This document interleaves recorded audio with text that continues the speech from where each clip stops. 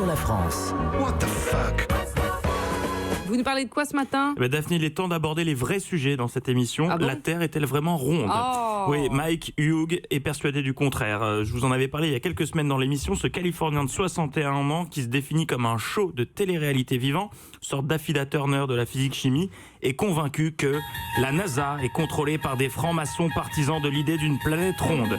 Selon lui, la vérité est ailleurs. La Terre est plate et entourée d'un mur de glace. Ah, carrément. D'accord. En 2014, il avait fabriqué un premier engin dans le but de faire éclater la vérité au grand jour. Pardon. Oh bah alors, allez-y, toussez un petit coup. Ça va mieux. La machine avait décollé sur une quinzaine de mètres avant d'exploser. C'est seulement grâce à ses parachutes que l'apprenti ingénieur avait réussi à survivre, mais Mike n'a pas baissé les bras. En novembre dernier, il a achevé la construction d'une fusée à vapeur fabriquée à partir de matériaux de récupération. Coût total de l'opération, $20 000 de matériel pour fabriquer la fusée et un mobil-home en guise de pas de tir acheté sur le bon coin américain.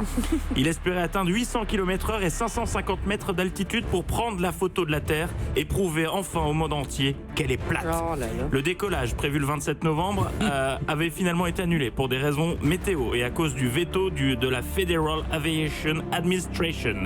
Il a donc retenté sa chance le 7 février. Mais au dernier moment, au moment du décollage, rien ne s'est passé. Raison invoquée, un problème technique. Oh. Quand ça veut pas, ça veut Ah pas. non, ça veut pas. Malgré ces 3 échecs successifs, écoutez ça les jeunes, c'est une leçon de vie. Mad Mike est toujours aussi déterminé. Samedi dernier, le Jérôme Bonaldi de l'aérospatiale s'est lancé dans un nouvel essai. Comment ça s'est passé? Réponse tout de suite, avec l'épisode 4 des aventures de Mad Mike. Direction Amboy, près de Los Angeles dans le désert.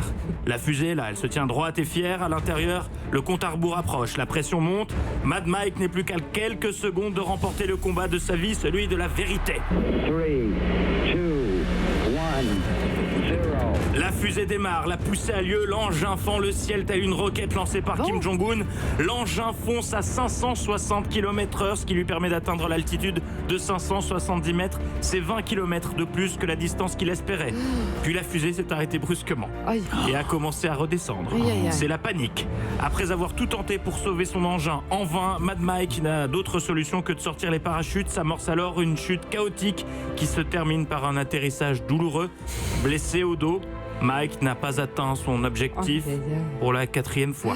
Le 5e essai sera sans doute le bon. Mais attendez, il va y avoir un épisode 5, ça lui a pas suffi là? Oh que non, Daphné, bien au contraire. L'homme est plus déterminé que jamais, c'est ça l'Amérique qu'on aime.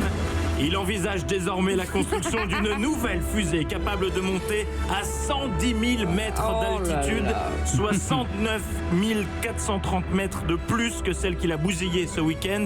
Alors Rokun, c'est son nom, décollera-t-elle? Ce nouvel essai aura-t-il raison de la persévérance de Mad Mike?